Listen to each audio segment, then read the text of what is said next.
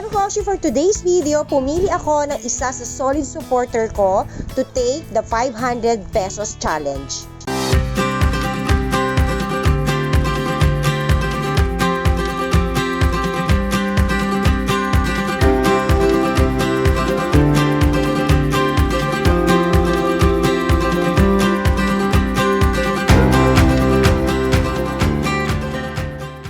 And sharing with you the idea kung ano ang mga napamili niya at mga niluto niya. Ito po lahat ang mga pinamili ko po, Mamshi. Chicken wings po, 118 pesos. And bangus, 2 pieces, 119 pesos. Tinapaw worth of 50 pesos. Lumpia wrapper, 50 pieces po is 35 pesos. And mantika po 29 pesos. Meatloaf po is 27 pesos. Carrots 25 pesos.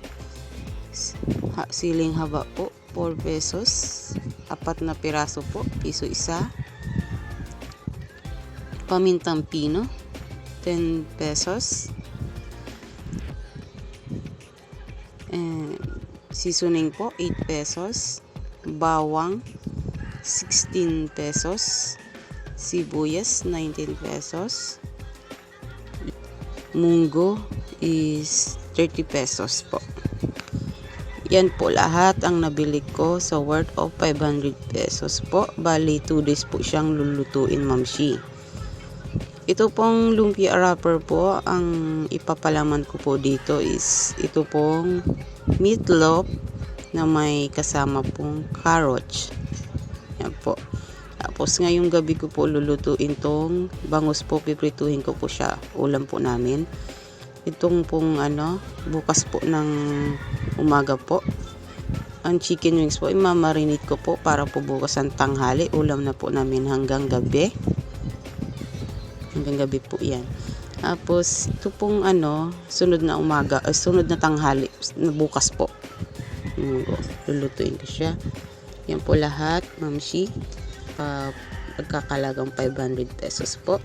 And let's begin sa kanyang chicken adobo, and this is her way in cooking the chicken adobo. So binababad muna niya sa toyo kalamansi bago niya igigisa sa bawang at sibuyas. So same din kami ng ginagawa. Ginigisa ko rin muna sa bawang at sibuyas dahil iba talaga ang aroma na nabibigay pag ginigisa, di ba? Dumidikit talaga yung aroma ng bawang at sibuyas sa chicken.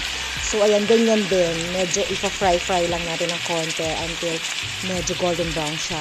At isa to sa way na mas magiging malasa yung adobo nyo pag ganito yung paraan ng pagluluto. Nakakatuwa lang din kasi pareho kami ng way. Alam nyo, sa pagluluto naman may mga iba-ibang paraan kung saan tayo mas mapapadali, much better. Pero syempre, importante, masarap. So, iba-iba kasi talaga tayo ng paraan. May iba kasi hindi na ginigisa, diretso adobo na.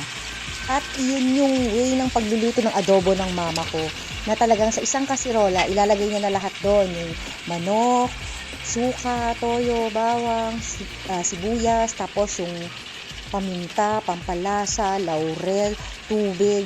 So lahat na siya, all in na. Bali, bubuksan na lang niya yung pagtitikman niya at kung malambot na yung kanyang niluluto. And then pag okay na yung lasa, tas malambot na, luto na, that's it. Hindi na rin niya hinahalo-halo kagaya sa atin. Pag mga ganito rin, binabaliktad pa, titignan pa kung golden brown siya, yung mga ganyan. Iyon hindi na. Kaya napakabilis lang niya lutuin and sa mahinang apoy lang syempre. So marami pa siya nagagawang ibang gawain. Kaso ayun lang, medyo kulang lang sa aroma kasi iba pa rin ang amoy ng ginigisa. So ayun lang, na-share ko lang and nakakatuwa kasi pareho pala kami ni G ng process ng pagluluto ng adobo. Kayo ba, paano kayo magluto ng adobo? May isa pa pala akong isi-share na nakita ko kung paano siya magluto ng adobo. Ang una muna niyang ginagawa is yun nga, pinagsasama-sama lahat ng ingredient. Tapos pag naluto na yon, at saka niya ipa-fry yung laman. Parang pinagsama niya yung dalawang proseso ng isang adobo. At ito na nga, luto na ang kanyang chicken adobo at itsura pa lang mukhang masarap na. At ang sumunod na niluto naman niya para sa kanyang pamilya ay ang munggo. So, pareho lang ng proseso na ginagawa. Pinakulo muna at pinalambot muna niya yung munggo ng separate bago igigisa.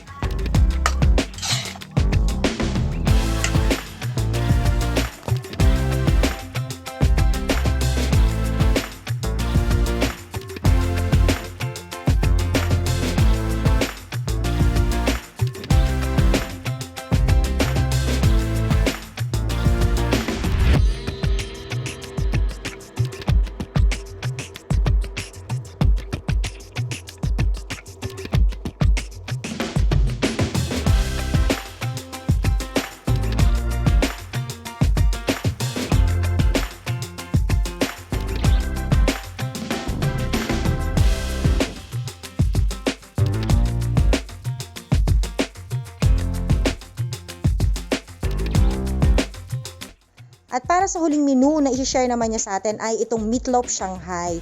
So, hindi siya common sa akin. Hindi ko lang din alam sa iba, pero syempre sa kanya, ayan, ginagawa niya. At ang nakakatawa, nilagyan niya ng carrots. So, ibig sabihin, pwede din siyang lagyan ng iba pang gulay bukod sa carrots. At syempre, familiar na kayo kung paano gawin ng Shanghai, kung paano balutin. So, ayan na agad. Tapos na, nabalot na niya na agad. And then, ipa-fry lang sa mainit na mantika. So, nakakatuwa lang na ang alam ko lang is tuna. Pero imagine, sa isang lata ng luncheon meat ay ilan yung nagawa niyang Shanghai meatloaf. And this is also a good idea ha, mga mami, mga nanay dyan. Lalo na yung pag nagtitipid tayo, lalo yung mga pagpetsa de peligro. Ayan, napakagaling na idea nito na pang-ulam. At panigurado, susubukan ko talaga to dahil pwedeng-pwede siyang pangbaon. Imagine mo, wala pang 100 pesos, meron ka ng masarap na ulam. At talaga naman napabilib niya ako sa kanyang diskarte at pagbabudget. Lalo na dito sa kanyang meatloaf Shanghai idea. At sa 500 na budget niya, siya ay nakapagluto ng 4 na klase ng ulam na good for 2 days na ikukonsume ng 5 miyembro ng pamilya. Sana ay nakakuha kayo ng idea at makatulong din sa inyong pagbabudget. God bless everyone! Bye! Take a breath, it's summer, summer. Smell the perfume in the air. Loving how the days are longer. Sit out on the porch, dear. Tea is